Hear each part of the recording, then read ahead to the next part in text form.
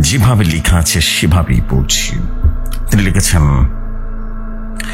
আসসালামু আলাইকুম প্রিয় জেফরি ভাই, আশা করি আল্লাহর রহমতে আপনি এবং আপনার পরিবারের সবাই ভালো আছেন এবং আমার ভৌতিক কথার সকল লিসনার্সগণ আশা করি সবাই ভালো আছেন। আলহামদুলিল্লাহ, আমিও ভালো আছি।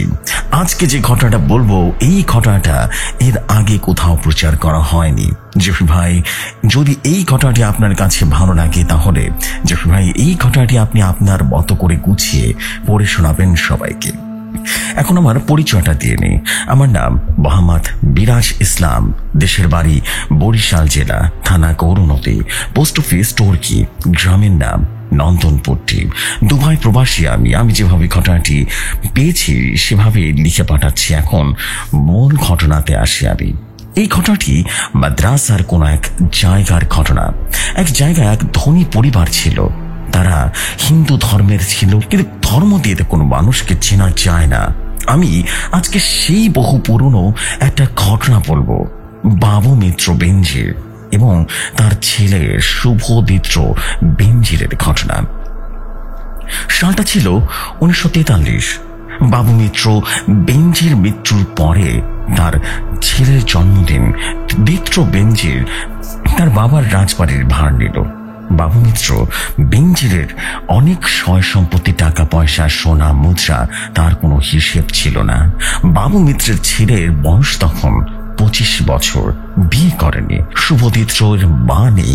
তার বাবা মারা যাবার পরে শুভদীপ্ত সবকিছু দেখতে হয়, তার বোনও নেই। এত বড় বাড়ির ভার শুভদীপ্ত নিতে পারছিল না। তার ছিল খুব দয়ালু মন। গ্রামের মানুষেরা যখন মাঝে মাঝে রোজ সোনার মুদ্রা বিলাত, ধরতে গেলে তখনকার দিনে সে পুরো গ্রামের জমিদার। অনেক সম্পদ ছিল, জমিতে চাষাবাদ হতো, অনেক পুকুর ছিল, পুকুরের মাছের চাষ হতো, গরু, ছাগল, হাঁস, মুরগি, ভেড়া, ঘোড়া, আরো অনেক কিছু তাদের ছিল। তো যাই হোক, মূল ঘটনাতে আসি। বাবু মিত্র মারা যাবার পর তার ছেলের নামে সবকিছু দিয়ে যায়। তার বাড়িতে যারা কাজের লোক ছিল এবং সবকিছু দেখাশোনা করার জন্য একজন বিশ্বাসী লোক ছিল, আরেকজন ছিল যে কিনা সবকিছু জমি জমার বা সমস্ত সম্পত্তির খোঁজ খবর রাখত। বাবু মিত্র মারা যাবার পর নেমে আসে শুভ মিত্রের জীবনে ভয়াবহ এক ঘটনা, যেটা সে কল্পনাও করতে পারেনি। শুভদীপ্তের কিছু অভাব নেই, তাই সে প্রতিদিন গ্রামের মাঝে মাঝে মানুষের জন্য অতিথি ভোজের আহ্বান করে। কিন্তু এইটা তার বাবার বিষান্ত লোকের একেবারেই যেন ভালো লাগে না, যে বাবু মিত্র জমি জমার সবকিছু দেখেও আগে থেকে। তার নাম ছিল গৌতম ঘোষ। সে গৌতম মনে মনে পরিকল্পনা করে যে শুভদীপ্তের বাবা নেই, একা তো সয় সম্পত্তির মালিক হয়ে যাবে, তাই তার বোনের সাথে বিয়ে দিয়ে দিবে। যেভাবেই হোক তার বোনের নজর ভাঙতে আকৃষ্ট করতে হবে। তারপর সে গৌতম তার বোনের সাথে কথা বলে কিভাবে কি করতে হবে। তবে হ্যাঁ, তখন গৌতমের মূল রহস্যটা বুঝতেই পারেনি। গৌতমের বোন তার ভাইয়ের কথা মতো কাজগুলো করলো। গৌতমের বোনের নাম ছিল শাম্পা ঘোষ। রূপে গুণে সব কিছুতেই যেন অনেক সুন্দর। তার কিছুদিন পরে গৌতমের বোন রাজবাড়ির আশপাশ দিয়ে খড়খড় করা শুরু করলো। এটা শুভদীপ্তের চোখে পড়ে, তাই সে লোক পাঠালো গৌতমের বোনকে তার নিজের কাছে নিয়ে আসতে। শুভদীপ্ত মনে করেছিল যে তার মেয়েটা কোনো সাহায্য লাগবে, তাই তোমার কিছু বলতে চায়। শুভদীপ্ত তার দোতলার ব্যালকনিতে দাঁড়িয়েছিল। তখন এক কাজের লোককে বলল সেই মেয়েটাকে তার বাড়ির ভেতরে নিয়ে আসতে। একজন লোক গিয়ে গৌতমের বোনকে ডাক দিল। তখন শুভদীপ্ত জানতো না যে এ হলো গৌতম ঘোষের বোন। তখন শুভদীপ্ত দোতলা থেকে নিচে নেমে প্রাসাদের মেইন গেটে চলে আসলো। তখন শুভদীপ্ত জিজ্ঞেস করলো, কে তুমি? তোমাকে আমি অনেকবার কোথায় যে দেখেছি, মনে করতে পারছি না, কোথাও তো আমি দেখেছি তোমাকে। তখন গৌতমের বোন শাম্পা বলল, ছোট সাহেব, গৌতম দাদার ছোট বোন শাম্পা ঘোষ। আমি এই পথ দিয়ে যাচ্ছিলাম, তাই বাড়িটা দেখছিলাম আর কি। তখন শুভদীপ্ত বলল, ও আচ্ছা আচ্ছা, তুমি আমাদের গৌতম ঘোষের বোন, আমি এখন জানতে পারলাম। এইভাবে তাদের পরিচয়টা হয়ে যায়। তারপরে মাঝে মাঝে গৌতমের বোন শুভদীপ্তের বাড়িতে আসে। গৌতমের বোন এমন ভাবে শুভদীপ্তের পেছনে লেগে যায় যেন শুভদীপ্তের সে বউ এভাবে কয়েকটা মাস কেটে যায়। শুভদীত্র গ্রামের বাছে মানুষদের জন্য প্রতিদিন রাজভোগের ব্যবস্থা করত। গৌতমের বোন শুভদীত্রের সাথে মিলে গ্রামে ঘুরে ঘুরে গ্রামের মানুষের কোনো সমস্যা আছে নাকি সেটা দেখত। শুভদীত্র বিষয়গুলো ভালো লাগতো। আর একটা মাস পার হয়ে যায়, তখন রাজবাড়িতে একটা অনুষ্ঠান হয়। সেই দিন গৌতমের বোন শাম্পা ঘোষ একটা নীল রঙের শাড়ি পরে রাজবাড়িতে চলে আসলো। তখন শুভদীত্র শাম্পাকে দেখে চোখ ফিরাতে যেন পারছিল না। শুভদীত্রের কাছে শাম্পাকে অনেক ভালো লাগে। তারপরে এই বিষয়টা শাম্পাকে শুভদীত্র বলে দেয়। শাম্পা শুভদীত্রকে বিয়ে করতে চায়। শাম্পা বলল, আপনি যেটা ভালো মনে করেন, আমার দাদার সাথে কথা বলে দেখুন। শাম্পা তো মনে মনে অনেক খুশি, কারণ সে শুভদীত্রকে পেতে যাচ্ছে। তাদের পরিকল্পনা সফল হয়েছে। শুভদীত্র গৌতমের সাথে কথা বলে সে তো কথায় রাজি হয়েছে। তারপর ধুমধাম করে শুভদীত্রের আর শাম্পার বিয়ে হয়ে যায়। শাম্পা তখন রাজবাড়ির সমস্ত কিছুর অধিকার পেয়ে যায়। শুভদীত্রের সিন্দুকের চাবি আর শাম্পার কাছে দেয়, আর সেই চাবি শাম্পার কাছ থেকে নিয়ে নেয়। আর সেই চাবি থাকা শুরু করলো শাম্পার কাছে। তার কিছুদিন পর থেকে নেমে আসে শুভদীত্রের জীবনের ভয়াবহ কালো দিন। শুভদীত্রের রাজকোষ থেকে বোঝা কমতে থাকে। শুভদীত্র কিছুই বুঝতে পারে না। গৌতমে এদিকে শাম্পার কাছে সিন্দুকের চাবি ছিল। সেই চাবির ছাপ নিয়ে নকল একটা চাবি বানিয়ে সিন্দুক থেকে টাকা, সোনার বজ্র সবকিছু আত্মসাৎ করতে থাকে। একদিন শুভদীত্র আর শাম্পা মিলে বাইরে ঘুরতে যায়। সেই ফাঁকে শুভদীত্রের বড় সিন্দুক ভাঙার চেষ্টা করতে থাকে গৌতম। সে ঘরে শুধুমাত্র শুভদীত্র যেতে পারে। সেই সিন্দুকের কথা শাম্পাও জানে না। শুভদীত্র আর শাম্পা যখন বাসায় ফিরে শুভদীত্র দেখলো তার সিন্দুকের রুমের দরজাটা খোলা। তবে হ্যাঁ, সেই সিন্দুকটা খোলা এতটাও সহজ নয়, কারণ সেই সিন্দুকের মাঝে আছে রাজ্যের বাবু মিত্র বেঞ্জিরের জায়গা জমির দলিলপত্র, সোনাদানা এবং সোনা মুদ্রা সহ যত গোপন গুপ্তধন আছে সবকিছু। সেই রুমের মাঝে একবার ঢুকলে আর বের হতে পারে না, যদি দরজা খোলার নিয়মটা কেউ না জানে। তবে সেই রুমে প্রবেশ করলে সেই রুমটা আপনা আপনি বাইরে থেকে লক হয়ে যায় এবং ভেতর থেকেও লক হয়ে যায়। সেটা খোলার আর কোনো অপশন থাকে না। তখন শুভমিত্র সেই গোপন সিন্ধুকের দরজাটা খুলে ফেললো আর দেখলো সেখানে গৌতম। তখন তাকে জিজ্ঞেস করলো, চাচা আপনি এখানে কিভাবে? তখন শুভমিত্র বুঝে যায়। তখন তাকে বাইরে নিয়ে আসে আর শাম্পাকে ডাকলো আর বলল, তোমার দাদা আমার গোপন সিন্ধুকের দরজা কিভাবে খুলে? হ্যাঁ? তখন শাম্পাও অবাক হয়ে যায় আর ভাইকে বলল, আপনি আপনি কিভাবে এই সিন্ধুকের দরজাটা খুললেন? আমি এখনো জানি না তোমার বরের গোপন সিন্ধুকের মধ্যে কি আছে, আর চাবি বা পেলেন কোথায়? তখন গৌতমকে বাড়ি থেকে বের করে দেওয়া হয় আর শাম্পাও লজ্জায় ঘরে এসে কান্না করলো। গৌতমের ভুলের জন্য তার বোন অনেক লজ্জিত। শুভদীত্র বলল, তোমার দাদার ভুল করেছে, তুমি তার জন্য কান্না কেন করছো? হ্যাঁ? তার কিছুদিন পর গৌতমের প্রতিশোধ নেওয়ার জন্য রাতের আধারে শুভদীত্রকে খুন করতে আসে, কারণ গৌতম জানে এই শুভদীত্রের বাড়ির গোপন কিভাবে প্রবেশ করা যায়। সেই পথ দিয়ে বাড়ির ভিতরে প্রবেশ করলো। রাতে শুভদীত্র আর তার বউ শাম্পা ঘুমিয়ে আছে। হঠাৎ কিছু শব্দ শুনে শুভদীত্রের ঘুমটা ভেঙে যায়। শুভদীত্র ভাবছিল তো ঘুমের ঘরে ভুল শুনেছ হয়তো বা। শুভদীত্র আবারও ঘুমিয়ে পড়ে। হঠাৎ শুভদীত্রকে ভেবে তার বউ শাম্পার উপরে ধারালো ছুরি দিয়ে আঘাত করলো। শাম্পা একটা চিৎকার দিয়ে উঠে পড়ে এবং শুভদীত্রকে লাফ দিয়ে উঠে দেখলো অন্ধকারের মাঝে কিছু লোক তাড়াতাড়ি করে ঘর থেকে বেরিয়ে যায়। শুভদীত্র রুমের বাতি জ্বালিয়ে দেখলো রক্তে শোবার খাটটা যেন ভিজে গেছে।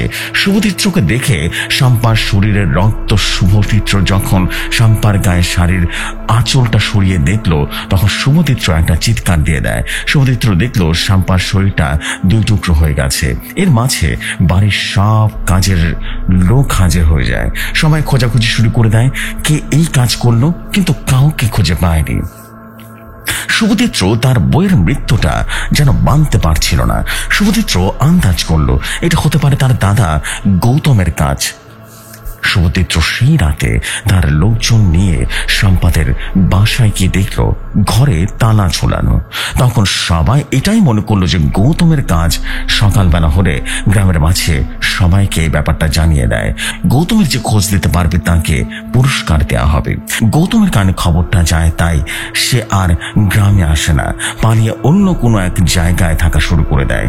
গৌতম তখন পরিকল্পনা করলো শুভচিত্রকে অন্যভাবে মেরে ফেলবে, কালো জাদুর মাধ্যমে। তখন গৌতম এক বড় তান্ত্রিকের কাছে যায় আর শুভচিত্রের উপরে মরণ বাণ মারে, মানে ভয়ঙ্কর মরণ বাণ। ধীরে ধীরে শুভচিত্র আগের মতো গ্রামের মানুষের খেয়াল রাখে না, নিয়মিত রাজবাড়িতে ভোজন খাওয়া হয় না এবং শুভচিত্র দিন দিন পরিবর্তন হতে থাকে, মানুষের সাথে খিটখিট করত। গ্রামের মানুষ শুভচিত্রকে পরিবর্তন দেখে তার কাছে মানুষ আসা বন্ধ করে দেয়। গ্রামের মানুষ সবাই বলে উঠল, বউ মারা গেছে, তাই পাগল হয়ে গেছে। মাঝরাতে শুভচিত্রের বাড়ি থেকে ভয়ঙ্কর সব শব্দ শোনা যেত। গ্রামের মানুষ ভয় ঘর থেকে বের হতো না। প্রতি রাতে এমন সমস্যা শুরু হয় যে শুভচিত্রের বাড়ি থেকে হঠাৎ শুরু হয় গ্রামের গরু ছাগল হঠাৎ করে গায়েব হয়ে যাচ্ছে। কোথায় যাচ্ছে, কিভাবে যাচ্ছে, কেউ কিছুই বলতে পারে না। দিন দিন শুভচিত্রের বাড়ি থেকে সব কাজের লোক চলে যাওয়া শুরু করলো। রাজবাড়িতে একা শুভচিত্র থাকা শুরু করলো। মাঝে মাঝে দেখা যেত রাজবাড়ির ছাদে শুভচিত্র ছাদের রেলিং এর ওপর দিয়ে হাঁটাহাঁটি করছে। গ্রামের মানুষ খুব আতঙ্কিত হয়েছিল। এভাবেই চলতে থাকে তাদের দিন। তার কিছুদিন পরে গ্রামের বাচ্চা ধীরে ধীরে নিখোঁজ হতে শুরু করলো। গ্রামের মানুষ এর কারণ খুঁজে পেল না। রাতের বেলা শুভচিত্রের বাড়ির ছাদে কিছু অভাব দেখা গেল। হঠাৎ একদিন শুভচিত্রের বাড়ির ভেতর থেকে পচা দুর্গন্ধ ছড়িয়ে পড়ল। তখন গ্রামের মানুষ মিলে দেখার চেষ্টা করছে যে কি পচা। তখন কয়েকজন লোক মিলে রাজবাড়ির ভেতরে প্রবেশ করলো, কিন্তু কেউ আর ফিরে এলো না।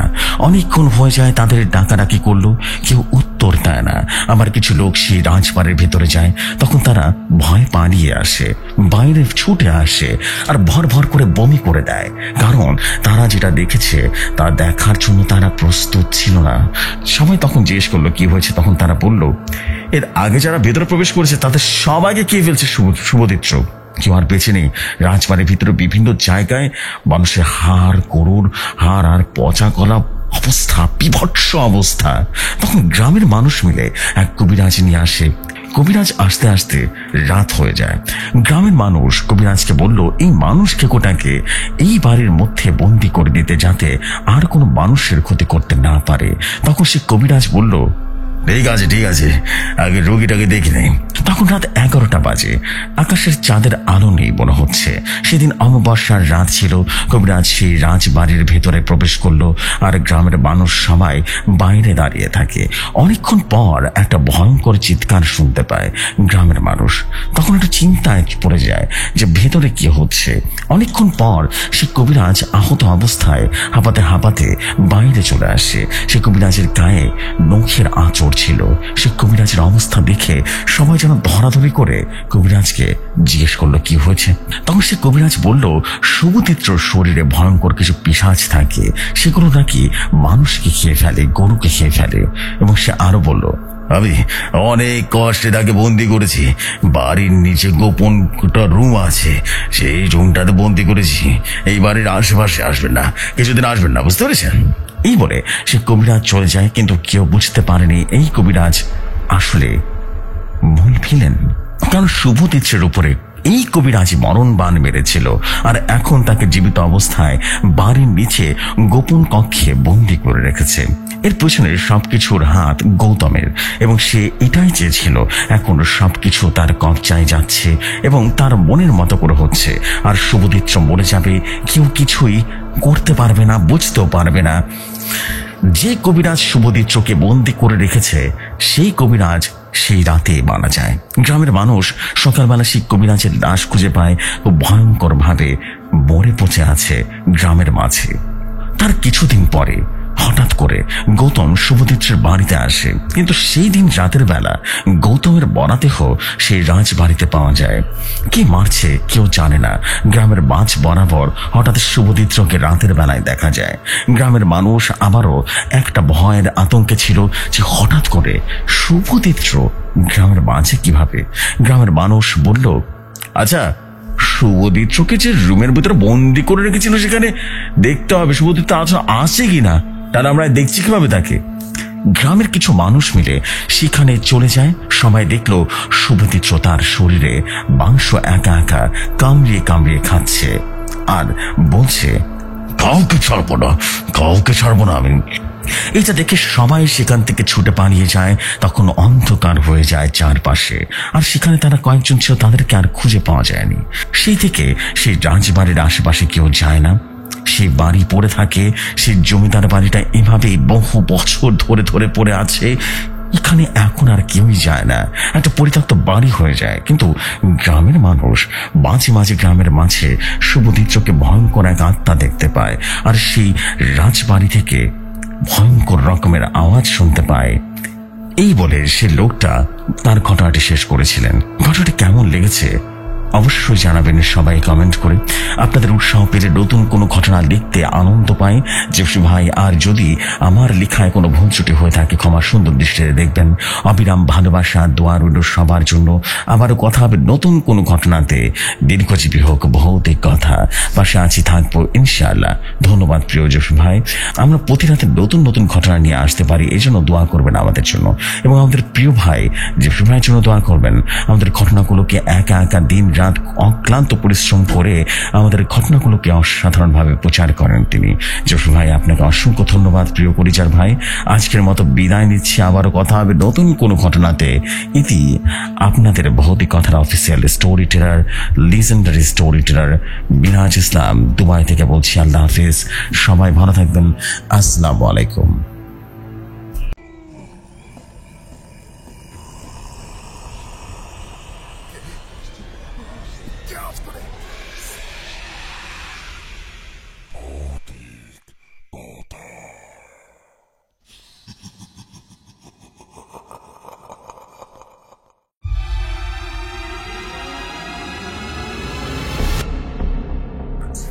ওয়ালাইকুম আসসালাম আমাদের মিরাজ ভাই।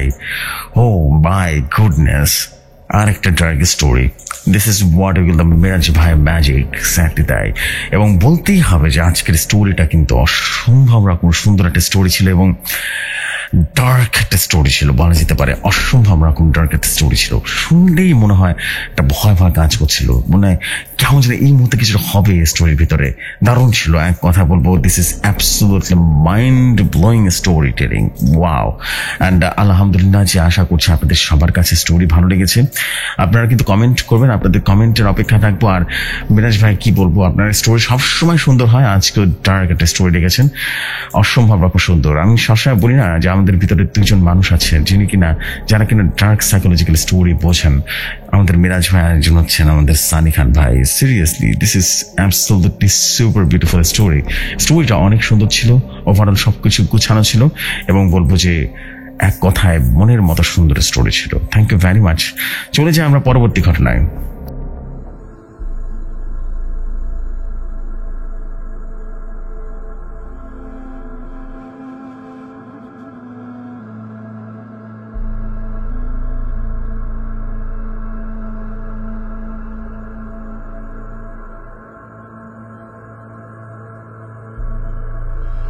যেভাবে লেখা আছে সেভাবেই পড়ছি। তিনি লিখেছেন, আসসালামু আলাইকুম প্রিয় জেফরি ভাই, আশা করি আপনি এবং ভৌতিক কথার সকল বন্ধুরা ভালো আছেন। আলহামদুলিল্লাহ, আমিও মহান আল্লাহ তাআলার মেহেরবানিতে অনেক ভালো আছি।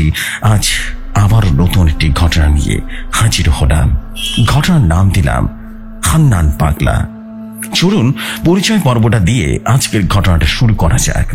আমার নাম মোহাম্মদ শাকিল আহমেদ, ভৌতিক কথার একজন অফিসিয়াল স্টোরি টেলার। দেশের বাড়ি যশোর জেলা, বর্তমানে ঢাকাতেই থাকি আমি। চলুন ঘটনাতে ফিরে যাই।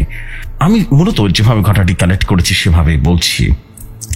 আমি বাসে করে একটা জায়গায় যাচ্ছিলাম। আমার পাশের সিটে একজন বড় ভাই বসেছিলেন। আমি মোবাইলে ঘটনাটা লিখছি আর সেই ভাইয়ের সাথে গল্প করছিলাম।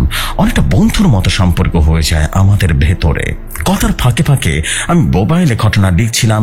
তখন তিনি আমাকে বললেন যে এত চ্যাটিং কার সাথে করছেন? তখন আমি বললাম, ভাইয়া চ্যাটিং করছি না, আমি মূলত একজন ক্ষুদ্র রাইটার বলতে পারেন। ইউটিউবে একটা চ্যানেল আছে ভৌতিক কথা, আমি মূলত সেই চ্যানেলে ভৌতিক গল্প সংগ্রহ করি আর গল্প লিখে পাঠাই এবং আমার মোবাইল থেকে কয়েকটা ঘটনার কিছু অংশ বিশেষ শোনায়।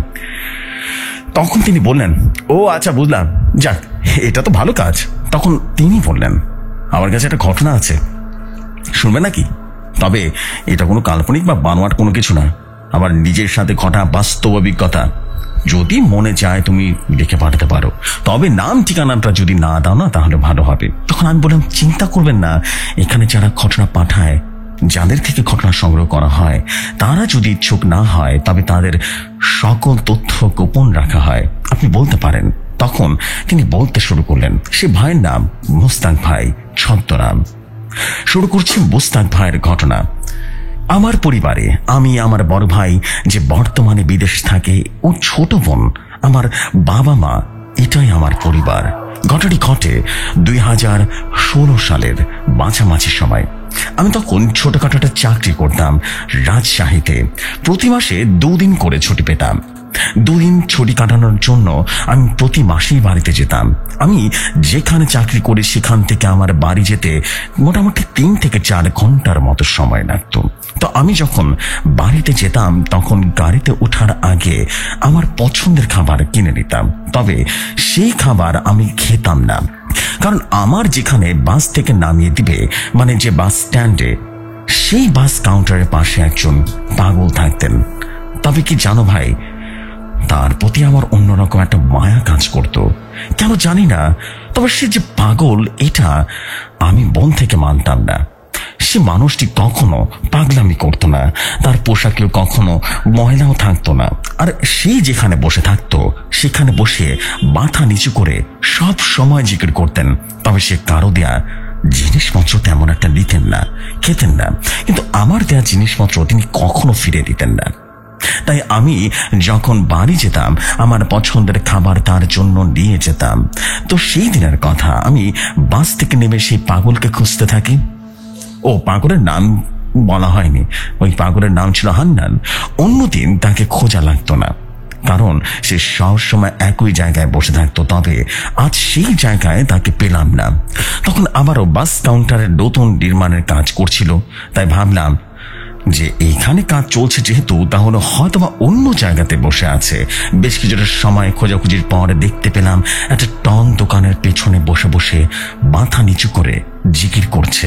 আমি তখন তাকে বললাম, এই নিন খাবার, আপনার জন্য নিয়ে এসেছি। তখন খাবারটি পাশে রাখলো হান্নান পাগল আর বলল, টাকা দে। আমি বললাম, কত টাকা লাগবে বলুন, আমি দিচ্ছি। হান্নান পাগল বলল, 5 টাকা দে।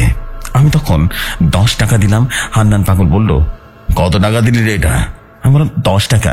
হান্নান পাগল তখন বলল, না 5 টাকা দে।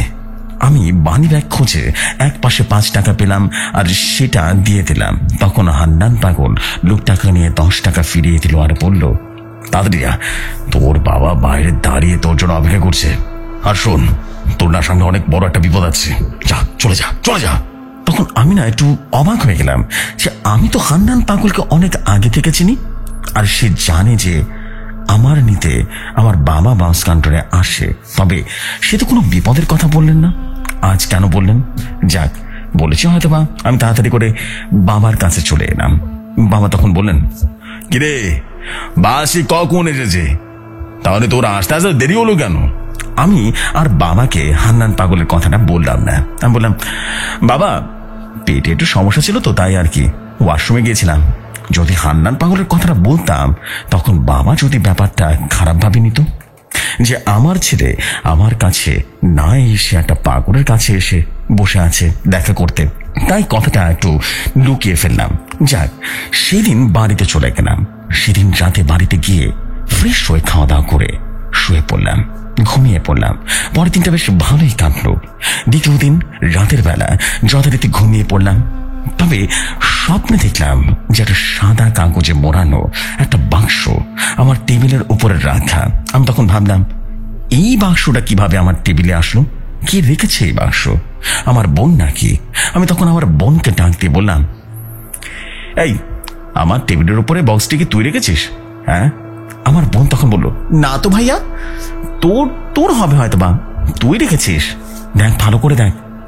তখন আমি বাক্সটা খুলে দেখি একটা হাত, একটি কাটা হাত, 5 আঙ্গুল সহ, আর সেই হাত দিয়ে রক্ত পড়ছে।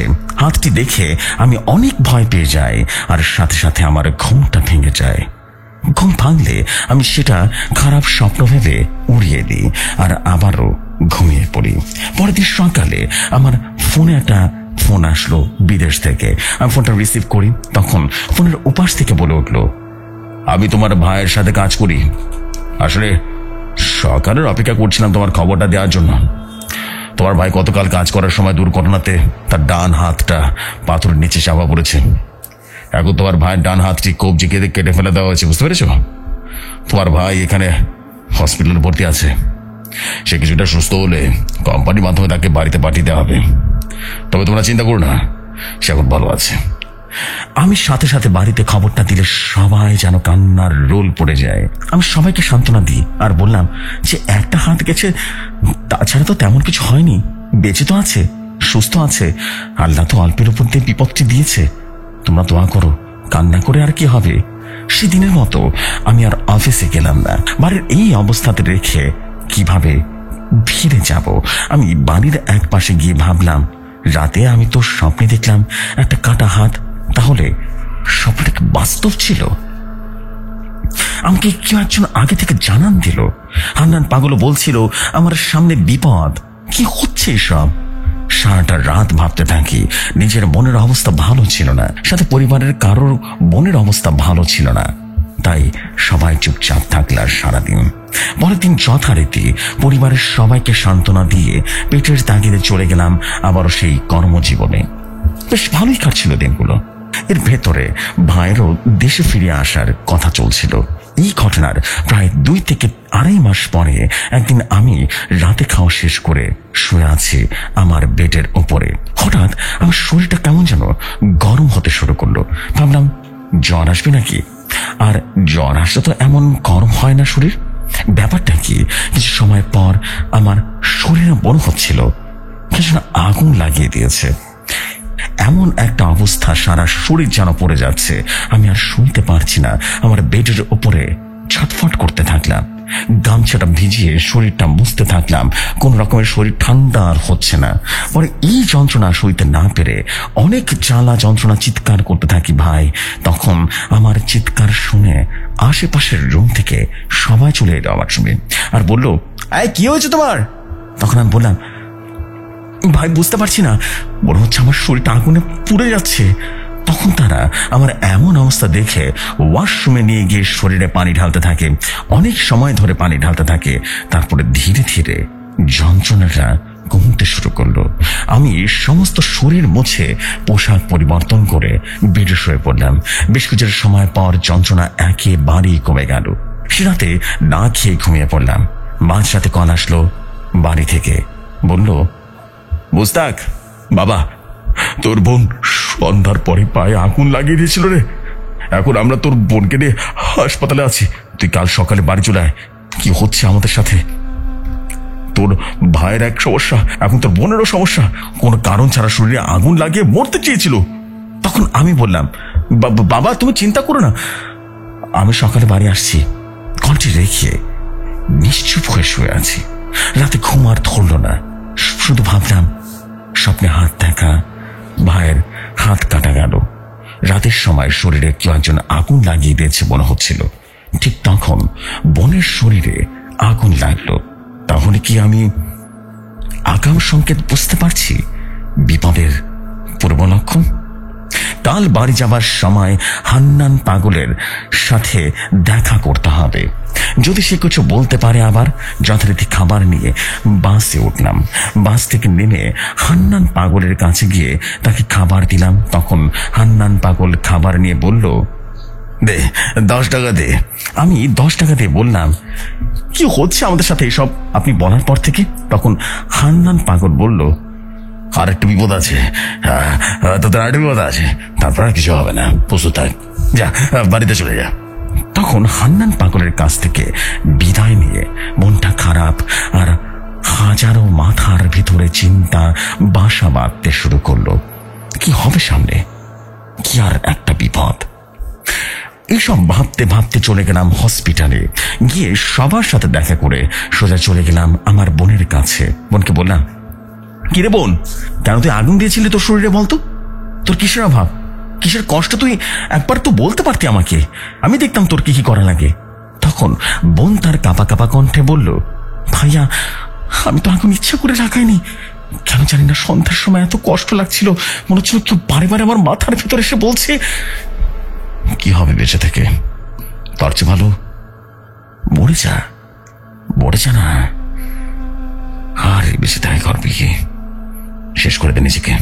আরো কথা কি বলছিল, আর এতটা মনে আঘাত করছিল যে আমি আর কিছু না বুঝে তারপর তার কথা মতো যেন একেবারে মন্ত্রমুগ্ধের মতো শরীরে আগুন লাগিয়ে দিই। ভাইয়া আমার ভুল হচ্ছে, আমাকে ক্ষমা করে দিস। আমি তখন বোনকে আর কিছুই বললাম না।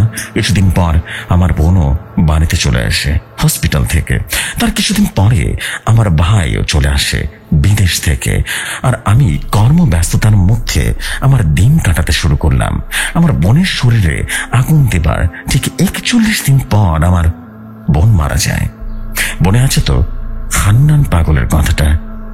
সে বলেছিল সামনে আমার জন্য আর একটি মাত্র বিপদ আছে। হ্যাঁ, সেটাই হলো, সে হান্নান পাগলের কথাই সঠিক হয়ে গেল।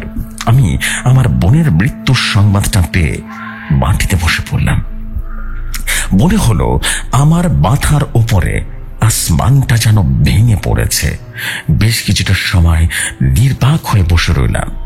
আমার না তখন কোনো রকম স্মরণ শক্তি কাজ করছিল না। বেশ কিছুটা সময় অতিবাহিত হওয়ার পর নিজের জ্ঞান ফিরলাম আর বাড়ির উদ্দেশ্যে রওনা দিলাম। তবে সেদিন আর দেখা করলাম না, খাবারও নিলাম না হান্নান পাগলের জন্য। বাড়িতে গিয়ে দেখি সবাই কান্না করছে। আমাকে দেখে তারা আরো বেশি কান্নায় ভেঙে পড়লো। কান্নার শোকের ভিতরে চলল সময়টা। বিকেলে লাশ কবরস্থ করা হলো। চাকরিতে আর ফিরলাম না। 1 সপ্তাহের জন্য ছুটি নিয়ে বাড়িতে থাকলাম, কারণ একটার পর একটা বিপদ। এই শোকের ভেতরে যদি আমি পরিবারের পাশে না থাকি তাহলে তারা আরো অসহায় হয়ে ভেঙে পড়বে। আমি একদিন আসরের নামাজ শেষ করে মসজিদের এক পাশে বসে আছি। সবাই চলে গেছে নামাজ পড়ে। মসজিদের ওয়াচিং চলে যাবার জন্য প্রস্তুতি নিচ্ছিল, আর ইমাম সাহেবও বাইর হবেন। তখন ইমাম সাহেব আমাকে নিশ্চুপভাবে মসজিদে বসে থাকতে দেখে আমার কাছে এসে বলল, কি হয়েছে, কি নিয়ে এত চিন্তা করছো বলো তো? আমি তখন চোখের পানি ফেলে দিয়ে হুজুরকে সমস্ত ঘটনা খুলে বললাম। হুজুরের সবটা শুনে বলল, তাহলে এই তোমার সমস্যা? আমরা তো গ্রামের মানুষ কিছুই জানি না, সবকিছু তো স্বাভাবিকভাবে করছিল মনে হচ্ছে। হুজুর আরো বলল, ওই দেখো বিনার উপরে একটা গ্লাস আছে, গ্লাসে একটু পানি নিয়ে আসো যাও। আমি ভাবলাম হুজুর হয়তো বা পানি খাবে। আমি পানি নিয়ে হুজুরকে দিলাম। হুজুরটি পানির সামনে নিয়ে রাখলেন আর কিছুটা পরে 7 বারের মতো ফু দিলেন। তারপর হুজুর বললেন, বাবা তোমার ভাইয়ের হাত কাটা এটা স্বাভাবিক ব্যাপার, তবে তোমার বোনের মৃত্যুর ব্যাপারটি অস্বাভাবিক ব্যাপার। তোমার বোনের উপরে একটা মৃত্যু বান মারা হয়েছিল, বুঝতে পেরেছি? এটাকে বলা হয় মরণ বান, ইংলিশে বলে ব্ল্যাক ম্যাজিক। বানটা এমন ভাবে মারা হয়েছে, ওই যে কথা বলে না, সাপও মরবে লাঠিও ভাঙবে না, ঠিক সেভাবে বানটি মারা হয়েছে। প্রথমে তোমার বোনের মাথায় বিভিন্ন চিন্তা ঢোকানো হতো জিনের মাধ্যমে। তার মাথাকে প্রচন্ড ভাবে বিগড়ে দেওয়া হতো। তার এই দুনিয়ার উপরে ঘৃণা তৈরি করে দেওয়া হয়েছিল।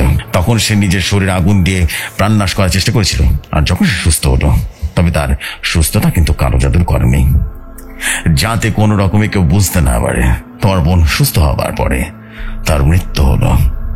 তোমার বোন আগুনটা লাগার দিন মোটামুটি সেই দিন থেকে 41 দিন সময় ছিল তার হাতে। এই জাদুর মেয়াদ থাকে 41 দিন।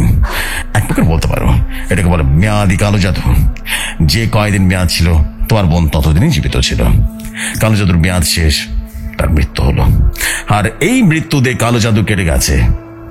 তখন আমি বললাম, হুজুর কে করেছে এমন নির্মম কাজ? আপনি তার নাম ঠিকানাটা বললাম, আমি নিজে হাতে তাকে হত্যা করবো। হুজুর বললেন, না না বাবা, এটা এটা এটা বলো না। হ্যাঁ, আর এই জাদুটা কেটে গেছে, আর কোনো সমস্যা হবে না তোমাদের। তবে তার ক্ষতি করলে বা তাকে হত্যা করলে সে মানুষ রূপী অমানুষটা ভেতর থেকে তোমার ভেতরে পার্থক্য কি থাকলো? তবে যে করেছে, আল্লাহ তাআলা তাকে হেদায়েত দান করুক, তাকে বোঝার তৌফিক দান করুক। নামাজ পড়ে দোয়া করে তোমার বোনের জন্য। আর এইসব কিছু কাউকে না জানানোই ভালো। এতে মানুষ তোমার বোনের উপর দিয়ে রীতিমতো অনেক রকম কথা রটাতে পারে। মৃত মানুষ নিয়ে যখন মানুষ খারাপ মন্তব্য করবে, তখন তোমার বোনের আত্মা কষ্ট পাবে। সে তো মারাই আছে, এখন চারিতে তাকে ফেরানো সম্ভব না বাবা। তাই যতটা জেনেছ এর মধ্যে সীমাবদ্ধ থেকেও। যাও, ভাবনা চিন্তা বাদ দিয়ে দাও, বাড়ি চলে যাও। আমি যেন হতভম্ব হয়ে ইমাম সাহেবের কথাগুলি শুনতে থাকলাম। তারপর ইমামের কথা মতো আমি বাড়িতে চলে আসলাম, আর পরিবারের সাথে শেয়ার করলাম না কথাগুলো। আজ আপনার সাথে ঘটনাটা শেয়ার করলাম ভাই। আজও আমার বোনের ভেতরে হাজার প্রশ্ন আর কষ্ট লুকিয়ে জীবন পার করছি। ভাই, এটা কেমনে হলো বা কিভাবে হলো তা জানি না। কি বা করলো? আমার বোনের কি কোনো শত্রু ছিল কিনা এটাও আমি জানি না। শুধু জানি এটা একটা ভয়াবহ কালো জাদু ছিল। আর ভাই, সত্যি কথা বলতে ঘটনাটি কেমন লেগেছে আপনার কাছে সেটাও বলতে পারবো না। তবে এটা আমার এবং আমার পরিবারের সাথে সত্যি ঘটে যাওয়াটা ভয়াবহ ঘটনা। যদি ভালো লাগে তাহলে লিখে দিতে পারেন আপনার ভৌতিক কথার, সবাইকে শেয়ার করে দিতে পারেন ঘটনাটি। তো প্রাণপ্রিয় জেফরি ভাই এবং শ্রোতা বন্ধুরা, কেমন আর কতটা ভয়ের ছিল আমি সেটা জানি না। আজ না থাকলে কোনো জিন, না থাকলে তেমন কোনো হুজুর, তবে আমার কাছে ঘটনাটি শুনে বেশ হতভম্ব লেগেছিল, বেশ হৃদয় বিদারক লেগেছিল, আর খুব রহস্যজনক লেগেছিল। কি মনে হয় বন্ধুরা, কি করেছিল সে ব্ল্যাক ম্যাজিকটা, আর কেনই বা করেছিল? যাই হোক, ঘটনাটি লিখে পাঠালাম, কেমন হলো অবশ্যই জানাবেন। তবে হ্যাঁ, একটা কথা বলতে চাই, আল্লাহ আপনি সবাইকে বোঝার তৌফিক দান করুন। আসলে এখন আর মানুষের ভিতরে নেই, অমানুষ হয়ে গেছে। কতটা ভুল কতটা সঠিক কে করছে সে তার ক্ষমতা হারিয়ে ফেলছে। তাই সবাই 5 ওয়াক্ত নামাজ আদায় করব এবং নবী রাসূল সাল্লাল্লাহু আলাইহি সাল্লামের দেখানো পথ অনুসারে কাজ করব। শয়তানের কোনো প্রলোভনে পড়ব না। আর আমার এবং আমার স্ত্রীর জন্য দোয়া করবেন। আগামীকাল মানে মঙ্গলবার 04/02/2025 আমার বিবাহ বার্ষিকী। দেখতে দেখতে অনেক বিপদ এবং সুখের ভিতর দিয়ে 2 বছর পার করলাম। তাই সবার কাছে দোয়া চাইছি, আমাদের জন্য সবাই দোয়া করবেন যাতে সুখে দুঃখে সারাটা জীবন কাটিয়ে দিতে পারি। সবাই ভালো থাকবেন, সুস্থ থাকবেন। আল্লাহ হাফেজ। আসসালামু আলাইকুম সবাইকে।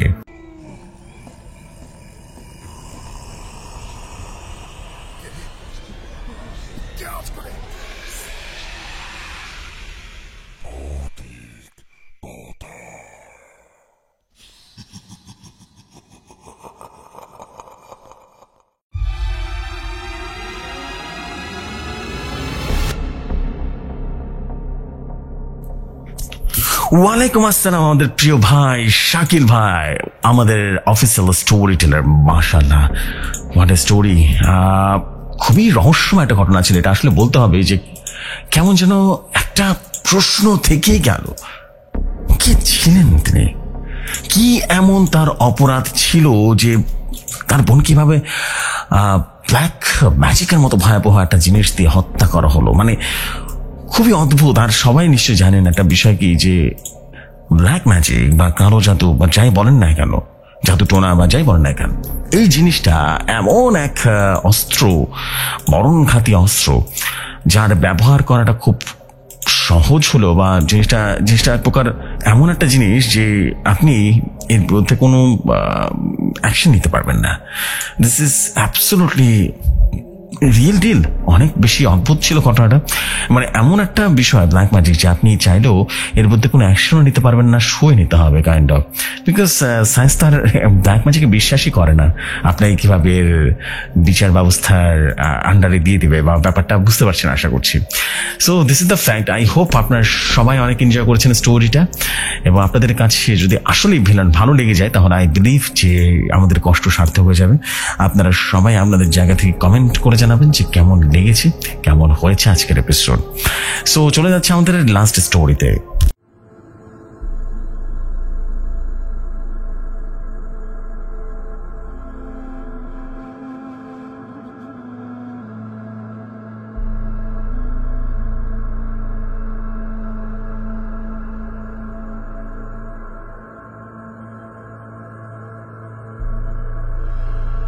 যেভাবে লেখা আছে সেভাবেই পড়ছি। তিনি লিখেছেন, আসসালামু আলাইকুম ভাইয়া, কেমন আছেন? আশা করি আপনি অনেক ভালো আছেন।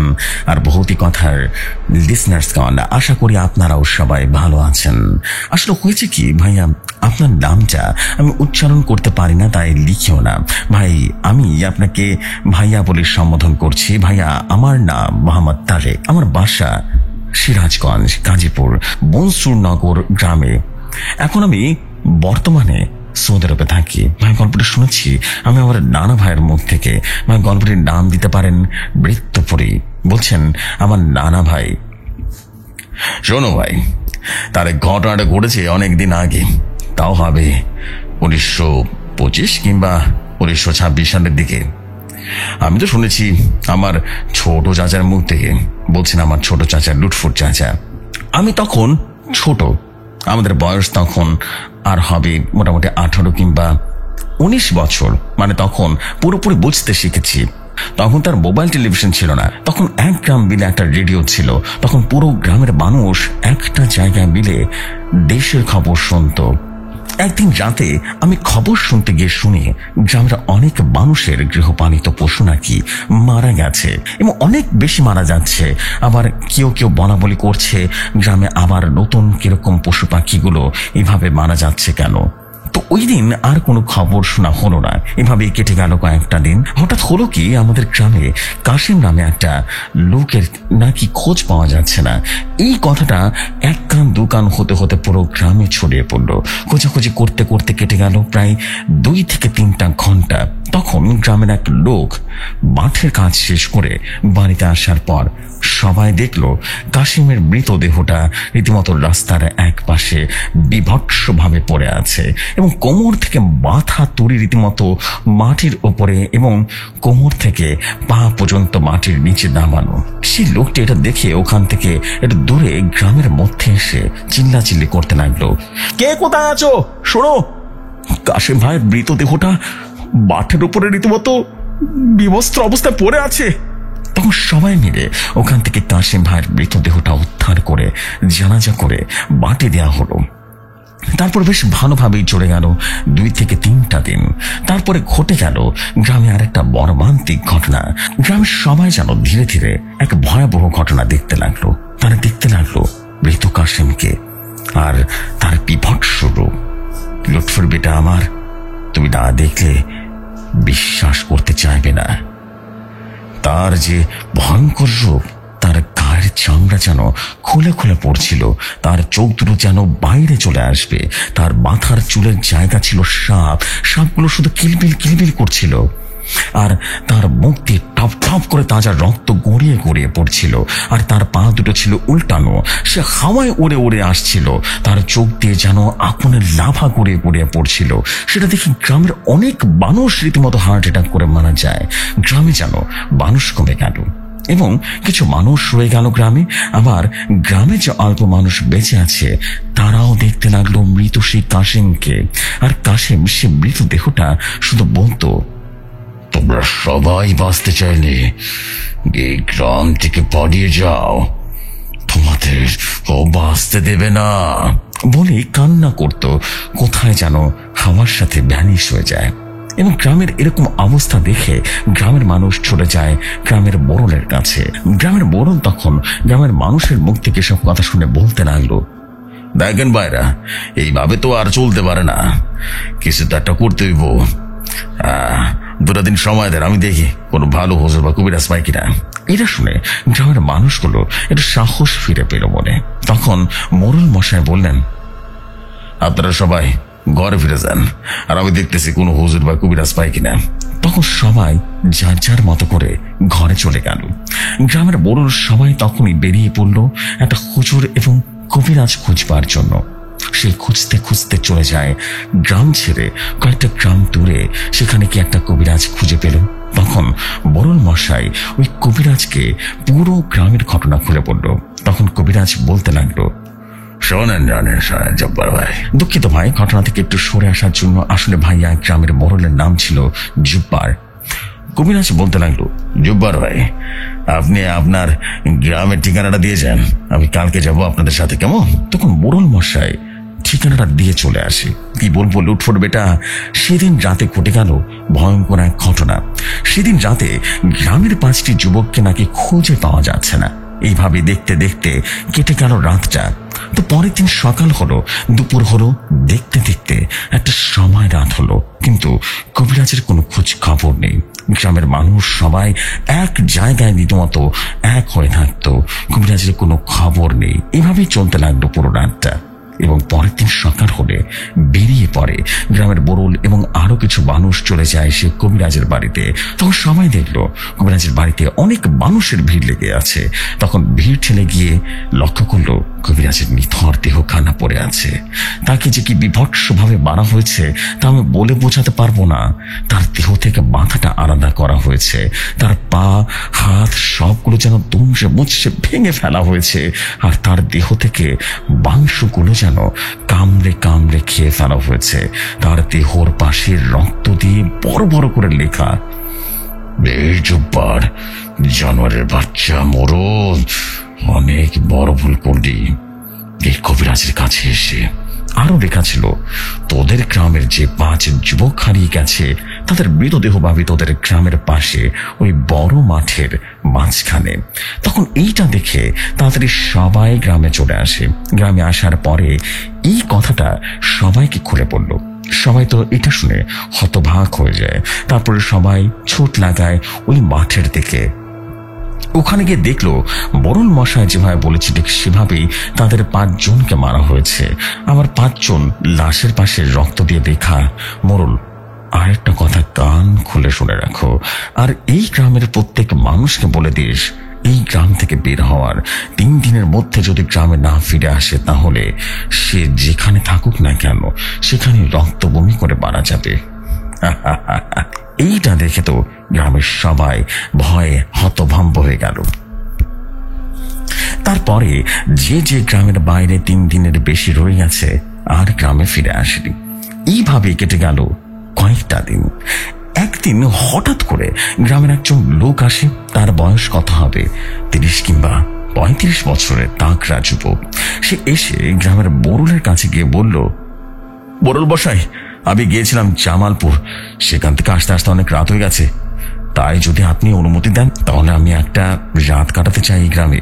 তখন বরুল মশাই বলল, দেখেন ভাই, আমরা কাউকে আপনারা চিনি না, তার মধ্যে আপনার এই ভয়াবহতা অবস্থা। তখন বরুল মশাই আবার বলল, আচ্ছা ভাই, আপনার নাম কি বলুন। তখন সে লোকটা বলতে লাগলো, আমার নাম আব্দুল হুজুর, আমি মসজিদের ইমাম। আচ্ছা ভাইরা, আপনারা বলেন আপনাদের গ্রামে কি হয়েছে, কি ভয়াবহ ঘটনা ঘটছে। তখন গ্রামের সমস্ত মানুষ সমস্ত ঘটনা খুলে বলল। তখন আব্দুল হুজুর সবকিছু শুনে আর কিছুই বলল না, না বলে বলতে লাগলো, আচ্ছা ভাই, শুধু রাতটা কাটাবো। তখন গ্রামের মানুষগুলো বলল, আচ্ছা আব্দুল হুজুর ভাই, আপনি একটা রাত কাটাতে পারেন। তখন গ্রামের এক বাচ্চা ছেলে এসে আমাকে নিয়ে গেল মোড়লের বাড়িতে গিয়ে আমি অজু করে স্মরণ করি আমার বন্ধু জিন ইমরানকে। স্মরণ করার কিছুক্ষণ পরে আমার রুমটা মিষ্টি সুঘ্রাণে ভরে গেল। বুঝলাম ইমরান জিন এসেছে। তখন আমাকে সালাম দিল, বলল, আসসালামু আলাইকুম আব্দুল হুজুর, বন্ধু আমার, আপনি কেমন আছেন? আমি সালামের উত্তর দিয়ে বললাম, আলহামদুলিল্লাহ ইমরান সাহেব, আমি ভালো আছি। তা আপনাকে যে জন্য ডাকা, একটু দেখেন তো এই গ্রামে কি সমস্যা হচ্ছে। আচ্ছা বন্ধু, আমি দেখছি, এই বলে সে চলে গেল। তখন আমি তোচে ফনা ধরলাম। রাতে অনেকটা সময় কেটে গেছে, তাও তার কাছে আসার কোনো খবর নেই। এইভাবে কেটে গেল রাতটা। আমি ফজরের নামাজ পড়ে শেষ করে আবারও আমার বন্ধু জিন ইমরানকে স্মরণ করি। তখন একটু পরে ইমরান এসে আমাকে সালাম দিয়ে বলতে লাগলো, বন্ধু, আপনি এই গ্রামে কিভাবে আসলেন? এটা তো কোনো গ্রাম নয়, এটা তো মৃত্যুপুরী। এই গ্রামে মানুষ থেকে খারাপ জিনের বসবাস বেশি। আমি তো কাল রাতে আমার জান নিয়ে ফিরতে হয়েছে, এটাই অনেক। বন্ধু, আপনি বড় জিন নূর জিনকে স্মরণ করেন, সে যদি কিছু করতে পারে। আমি যখন তার কথা শুনে হতভম্ব হয়ে যায়। আমি ভাবতে থাকি, কিভাবে সম্ভব একটা গ্রামের থেকে একটা জিন কিভাবে বসবাস করছে। তারপর আমি বললাম, আচ্ছা ইমরান সাহেব, আপনি তো জানেন নূর জিন কতটা ভয়ঙ্কর, তার আগমনে কিন্তু সবকিছু ধ্বংস হয়ে যাবে। তখন সে বলল, জানি, তাছাড়া আর তো কোনো উপায় নেই, শুধু সেই পারে গ্রামটাকে বাঁচাতে।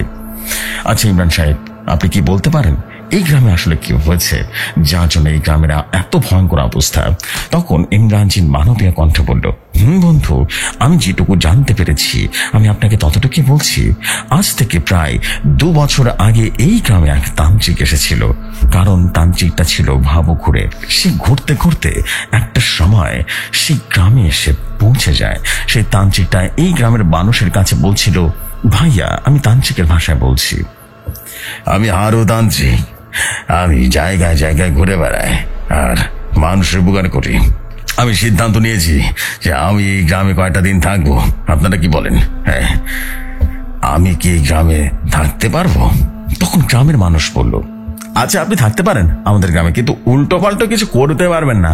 তখন তান্ত্রিকটা একটা মুচকে হাসি দিল আর বললেন, আচ্ছা আচ্ছা, আমায় আপনারা বিশ্বাস করতে পারেন। তখন তান্ত্রিকটা গ্রামের এক পাশে ছোট্ট একটা ছাউনিতে রীতিমতো কুড়ে ঘর বানিয়ে থাকতে লাগলো আর মানুষের অনেকে ছোট বড় চিকিৎসা করতে লাগলো। এভাবেই কেটে গেল কয়েকটা দিন। একদিন হলো কি, গ্রামের একটা ছেলে তান্ত্রিকের কাছে গিয়ে বলল, ও হরু তান্ত্রিক মশাই, হরতান্ত্রিক মশাই কি বাসায় আছেন? তখন তান্ত্রিক ভেতর থেকে বলল, কে ডাকে আমায়? আমি রাকিব, আপনার সাথে কথা আছে। আপনি কি ফ্রি আছেন? আসো, ভেতরে এসে কথা বলো। বলো, এবার কি বলবো, কি সমস্যা? আসলে হয়েছে কি আমি, আরে বলো না, এত তোতলাচ্ছ কেন? তাড়াতাড়ি বলার যেমন, আর বলো, কিছু মনে করবো না, বলো। আমি একটা মেয়েকে ভালোবাসি, কিন্তু আমাকে তো সহ্য করতে পারে না। আপনি কিছু একটা করেন না তান্ত্রিক মশাই। সবকিছু শুনে হারু তান্ত্রিক বলল, আচ্ছা আচ্ছা, তাহলে এই ব্যাপার, কিন্তু আমি কাজটা করে দেব, তবে তোমাকে মেয়েটাকে বিয়ে করতে হবে। তখন ছেলেটি বলল, আচ্ছা তান্ত্রিক মশাই, আমি তাকে বিয়ে করব।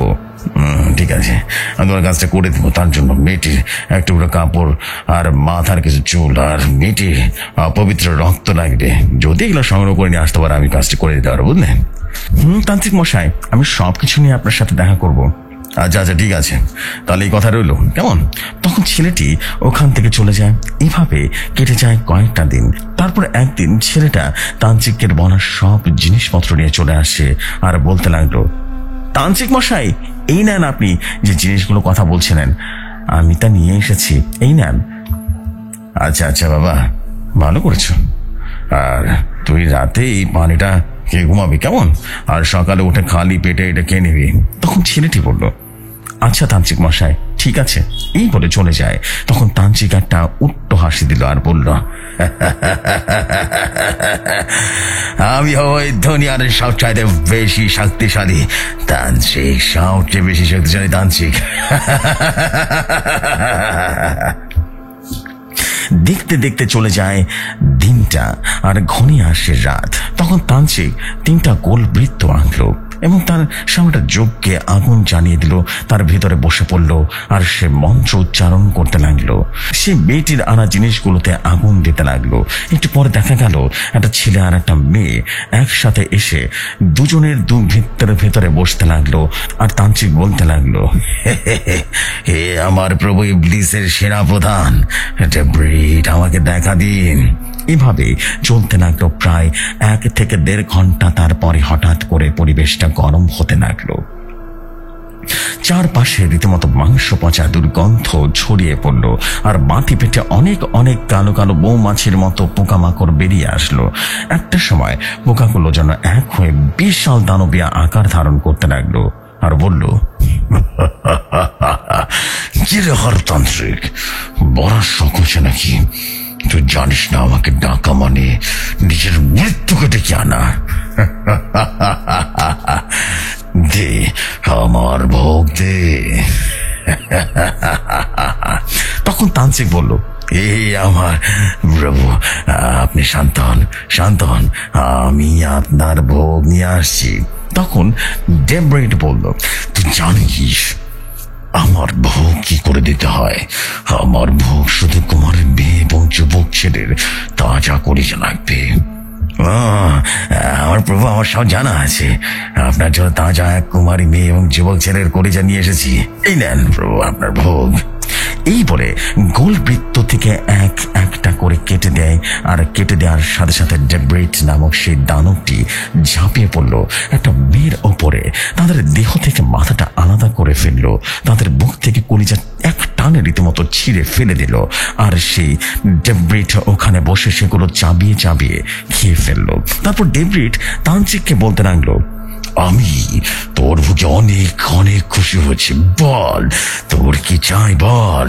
তখন তান্ত্রিক বলতে লাগলো, এই আমার প্রভু, আমি এই দুনিয়ার সব থেকে বড় শক্তিশালী তান্ত্রিক হতে চাই, আর আমি যদি কোনো বড় ধরনের সমস্যায় পড়ি তাহলে আপনাকে স্মরণ করার সাথে সাথে চলে আসবেন। তখন ডেব্রিট বলল, ঠিক আছে, তাহলে তাই হবে। এই বলে ডেব্রিট সেখান থেকে চলে যায়। তখন তান্ত্রিক হাসতে হাসতে বলল, আমি এখন সবচেয়ে বড় তান্ত্রিক। এভাবেই কেটে যায় রাতটা। পরের দিন সকাল থেকে গ্রামে হইচই পড়ে যায় যে একটার সাথে দুইটা মানুষকে খুঁজে পাওয়া যাচ্ছে না। তখন গ্রামের মানুষজন বলতে লাগলো, ওরা দুজন হয়তো পানিয়ে গেছে। এভাবে গ্রামের মানুষের ভেতরে বলা বলি করতে লাগলো। দেখতে দেখতে দিনটা কেটে যায়। নেমে আসে রাত। কাশেম একমাত্র ছেলে, হারানোর শোকে আর গ্রামের মানুষের অপমানে ভাবতে ভাবতে শুয়ে পড়ে। একটা সময় ঘুমিয়ে পড়ল। তখন সে দেখতে পায় তার ছেলে তার কাছে এসে বলছে, বাবা, ও বাবা, আমার উপর রাগ করেছেন আপনি? দেখেন বাবা, আমি কোনো খারাপ কাজ করিনি যাতে আপনি অপমান হন। আমার লিজাকে তো তান্ত্রিক প্রলোভন করে ভোগ দিয়েছে। আর একটা কথা ভাইয়া, কাশিমই ছিল ওই ছেলেটার বাবা। মেয়েটির নাম ছিল লিজা, আর ওই 5 যুবক ছিল লিজার চাচাতো ভাই। চলুন আবারও ঘটনায় ফিরে যায়। তখন কাশিম ঘুমটা ভেঙে যায়, আর সে বাকি রাতটা ঘুমাতে পারে না, এটা ভেবে যে আমি এটা কি দেখলাম। তারপর সকাল হলে কাশিম সকল মানুষের কাছে রাতের ঘটনাটা খুলে বলে। তখন গ্রামের মানুষ চলে যায় হারুতান্ত্রিকের কাছে এবং গিয়ে দেখলো হারুতান্ত্রিক বেঘরে ঘুমাচ্ছে, আর ছাউনির পাশে পড়ে আছে তার 2 যুবক যুবতীর মাথাবিহীন অথগলা দেহটা। তখন কাশিম এবং লিজা 5 ভাই তান্ত্রিককে বের করে নিয়ে আসে ছাউনির ভেতরে, আর বলতে লাগলো, এই তুই কি করলি? হ্যাঁ, কি করলি রে তান্ত্রিক? তুই কি করলি? তোরা তো আমরা ভালো মনে করেছিলাম। এই বলে তান্ত্রিককে মারতে লাগলো। একটা সময় তান্ত্রিক মার খেতে খেতে সহ্য করতে না পেরে বলে উঠলো, আমায় মারিস না, আমি মরে যাব। তখন গ্রামের মানুষ বলতে লাগলো, তুই যা করছিস তোর জন্য মেরে ফেলা উচিত তোকে। তখন তান্ত্রিক বিড় করে কি একটা পড়তে লাগলো, আর পড়তে পড়তেই যেন সেখানেই মারা গেল তান্ত্রিক। গ্রামের মানুষও যেন বাঁচাতে পারলো না তাকে। তারপর থেকে আপনি তো জানেন বন্ধু। এই বলে ইমরান জিন তার কথা থামিয়ে দিল। তখন আমি বললাম, আচ্ছা তাই তো বলি, একটা গ্রামের মানুষ থেকে জিন কি করে এত বেশি হতে পারে? হ্যাঁ, এই ব্যাপারটা হচ্ছে তাহলে এইটা, না? ইমরান সাহেব, আপনি এখন আসেন। তারপরে আমি চলে যাই গ্রামের বড়োর কাছে, গিয়ে সমস্ত ঘটনা খুলে পড়লাম আর বললাম, আপনাদের সমস্যার সমাধান করব আপনি রাতে গ্রামের সব মানুষকে গ্রামের পাশে যে বড় মাঠ আছে না, সেখানে এক করবেন। এইভাবে দিনটা কেটে যায়। রাতে গ্রামের সবাই মাঠে এক হয়ে গেল। তারপর আব্দুল হুজুর একটা বড় করে গোল বৃত্ত আঁকলো, আর তার পাশে ছোট একটা গোল বৃত্ত আঁকলো, আর বলতে লাগলো, আপনারা সবাই এক এক করে বৃত্তের ভিতরে দাঁড়ান, আর যত কিছু হয়ে যাক না কেন কেউ বাইরে আসবেন না। তারপর আব্দুল হুজুর রোকেয়ার কাজ শুরু করে দেন। দেখতে দেখতে অনেকটা সময় কেটে যায়, তারপরেও ডেব্রিট আসে না। তারপরে আব্দুল হুজুর এসাটা বলল, মাটিতে ফু দিয়ে সেখানে 2টা তার হাত লাগিয়ে লাঠি দিয়ে এগোতে থাকলেন। তারপরে হাজির হয়ে যান কিছু প্রেতগুলো বলতে লাগলো, কিরে হুজুর, তোর কি মরা শোক হয়েছে নাকি? তুই আমাদের প্রভুকে কেন ডিস্টার্ব করছিস? তুই আমাদের প্রভুকে কেন বিরক্ত করছিস? তখন আব্দুল হুজুর বলতে লাগলো, আরে মরা শোক আমার নয়, তোদের হয়েছে। তোরা আমার সামনে এসেছিস, যদি তোরা বাঁচতে চাস তাহলে তোদেরকে প্রভুর সামনে নিয়ে আসতে হবে। তখন প্রেতগুলো হুজুরের দিকে এগিয়ে আসতে লাগলো। তখনই আকাশ পাতাল কাঁপিয়ে আগুনের উল্কা পিণ্ড এসে পড়ল মাটিতে, আর চারপাশে মিষ্টি সুঘ্রাণ যেন ছড়িয়ে পড়ল। আর সে আগুনের উল্কা পিণ্ডের রূপ নেই এবং এক সুদর্শন যুবকের রূপ নেন, আর বলতে লাগলো, আমি থাকতে আমার বন্ধুর গায়ে হাতকে দেয়, এই বলে ইমরান জিন এক এক করে প্রেতগুলোকে যেন মারতে লাগলো। বিকট একটা আওয়াজ হলো আর মাটি থরথর করে কাঁপতে লাগলো। চারপাশটা এক বিচ্ছিরি গন্ধে ভরে উঠলো। মাটি ফেটে গেল, সে ফাটল দিয়ে বেরিয়ে আসলো বউ মাছির মতো কালো কালো পোকাগুলো। আর পোকাগুলো একত্রিত হয়ে রূপ নিল বিশাল এক দানবের। আর হাসতে হাসতে বলল, কিরে হুজুর, তুই আমায় মারবি আর তোর পাশে ওই সাধারণ একটা ফুলের পূজাতে জিন হয়ে মারবি? কিরে মানুষের গোলাম, মারবি আমায়, মার। তুই অথবা ভুলে গেছিস আমি কোন সাধারণ ফরিদ প্রজাতির জিন নয়, আমি ফরিদ জিনের বড় নম্বর বাদশা মুনতাখাব জিনের ছেলে ইমরান জিন। তাই তো ভুলে গেছি তুই মুনতাখাবের ছেলে, তো অনেক ভয় পেয়েছি আমি। এই বলে দুজনের ভিতরে যেন যুদ্ধ শুরু হয়ে গেল এবং ইমরান এবং ডেপ্রিট রীতিমতো আছাড় মারতে মারতে রীতিমতো ভয়াবহ এক অবস্থা হয়ে গেল। আর এদিকে অনেক অনেক প্রেত চলে আসে আর তাদের মাঝে ভবানী নামে এক প্রেত চলে আসলো। সব প্রেতের সেনাপ্রধান সে তেরে আসতে লাগলো আব্দুল হুজুরকে মারার জন্য। তখনই পরিবেশটা কেমন যেন থমথমে হয়ে যায়, চারপাশে যেন ঘূর্ণিঝড়ের মতো শুরু হয়ে যায়। আকাশটা যেন একটা মেঘে মাটিতে আছড়ে পড়বে আর থর থর করে কাঁপতে লাগলো। এটা থেকে ডেপ্রিট বলতে লাগলো, কিরে জনরের বাচ্চা, হুজুর তুই কাকে দেখেছিস চারপাশে, এমন মনে হচ্ছে কেন? তখন আব্দুল হুজুর বলতে লাগলো, আসছে, সে আসছে, তোর মরণ আসছে। তখন আকাশটা যেন দুভাগ হয়ে রীতিমতো ধূমকেতুর মতো করে আসতে লাগলো নিচের দিকে এবং ভয়াবহভাবে এক রশ্মি নিচে নেমে এলো মাটিতে এবং মাংস পচা দুর্গন্ধ কেটে যেন মিষ্টি সুঘ্রাণ চারিদিকটা ভরে গেল এবং আলোর মধ্য থেকে বেরিয়ে এলো সুদর্শন এক যুবক। তার কি যে সুন্দর রূপ বোঝানোর মতো নয়, সবাই যেন তার রূপে সুমোহিত হয়ে গেল। তখনই সে বলতে লাগলো, আসসালামু আলাইকুম হুজুর, আপনি ঠিক আছেন তো? আমার একটু আসতে দেরি হয়ে গেল, কিছু মনে করবেন না। বলেই সে ডেব্রিটের দিকে তাকে বলল, কি যে ডেব্রিট, অনেক বেড়ে গেছিস, তোকে এখন কি বাঁচাবে রে আমার হাত থেকে? ডেব্রিট বলতে লাগলো, অথবা পুরোপুরি জানিস না, তোর মুখ দিয়ে সব কথা বের হচ্ছে। তখন সে যুবকটি বলতে লাগলো, আমার সম্বন্ধে কিছুতে পুরোপুরি জানিস না, খুবই আমার সামনে কথা মতো দূরের সামনে আসতে পারে না। আমি হলাম সমগ্র জিন জাতির সর্দার, আগুন জিনের বাদশা নূর জিন। এটা শুন ডেব্রিট বলতে লাগলো, আমার প্রভু, আমার ভুল হয়ে গেছে, আমি বুঝতে পারিনি, আমাকে ক্ষমা করে দিবেন। তখন নূর জিন বলতে লাগলো, তোর মতো পাপীকে শুধু যদি আমি ক্ষমা করে দিই, আল্লাহ আমাকে ক্ষমা করবে না। বলি সে এক বিশাল দানবের আকার রূপ নিল আর পেট থেকে বেরিয়ে এলো দুটো বিশাল পাখাগুলো যেন আগুন পড়ছিল আর সারা শরীর যেন রীতিমতো সজারুর কাঁটার মতো হয়ে গেল এবং কাঁটাগুলো থেকে যেন বিদ্যুতের মতো আলো ঝাঁকিয়ে ঝাঁকিয়ে পড়ছিল। সকল প্রেত জলে পড়ে মারা যায়। তখন নূরজিন ডেব্রিটের দেহ থেকে মাথাটা আলাদা করে ফেলে। তখন নূরজিন বলতে লাগলো, বন্ধু, আপনি কি ভয় পেয়েছেন নাকি? তখন আব্দুল হুজুর বলতে লাগলো, তা তো একটু ভয় পেয়েছি বন্ধু, তা ছাড়েন, আগে বলেন আপনি কেমন আছেন নূর? তখন নূর বলতে লাগলো, আলহামদুলিল্লাহ হুজুর, আমি এখন অনেক ভালো আছি। আপনি এক কাজ করেন, পানি থেকে আপনি একটু খেয়ে নেন, বাকি পানিটা গ্রামের মানুষের মাঝে ছিটিয়ে দিন। ইমন এখন আহত, আমি ওকে আমার রাজ্যে নিয়ে যাচ্ছি। এই বলে আমার ছোট চাচা তার ঘটনা শেষ করলেন। বুঝছো তারেক ভাই, বিশ্বাস করেন ঘটনাটা আমি যখন শুনছিলাম আমার গায়ের লোম দাঁড়িয়ে গিয়েছিল। ভাইয়া, এটা আমার লেখা প্রথম কোনো ঘটনা, যদি লেখায় কোনো ভুল ত্রুটি হয়ে থাকে ক্ষমা সুন্দর দৃষ্টিতে দেখবেন। আপনি যদি চান আব্দুল হুজুরের ঘটনা আপনার কাছে পাঠাবো আরো। আসসালামু আলাইকুম ভাইয়া।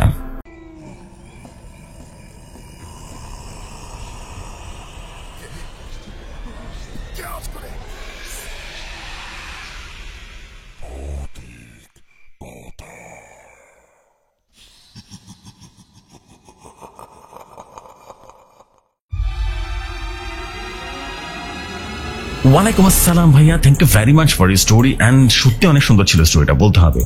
এবং আমি একই সাথে একটা জিনিসই বলবো যে স্টোরি আপনার প্রথম লেখা ভাবতেই পারছি না, মনে হচ্ছে খুব প্রফেশনাল লেখা ছিল, অনেক সুন্দর ছিল। Thank you very much.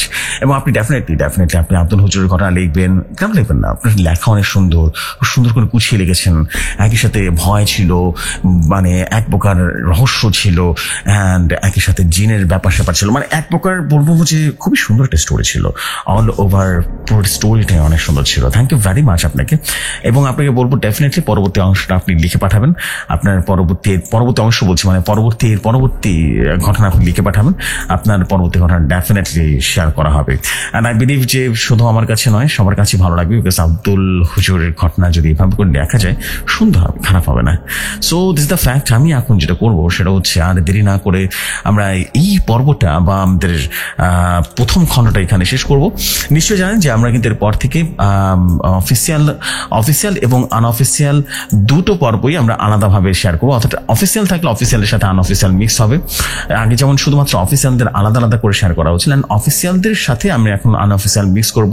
এবং এরপরে দারুণ একটা এপিসোড হবে, মানে 1 ঘন্টা করে যাবে। আশা করছি আপনাদের বেশ ভালোই লাগবে তখন। সো প্রথম খণ্ড এখানে শেষ করছি, একটু পরে দ্বিতীয় খণ্ড শুরু হবে। সাথে থাকুন, পাশে থাকুন। আসসালামু আলাইকুম। আর একটু পরে শুরু হবে আমাদের ভৌতিক কথার 741তম পর্বের দ্বিতীয় পর্ব বা দ্বিতীয় খণ্ড। সাথে থাকুন। আসসালামু আলাইকুম।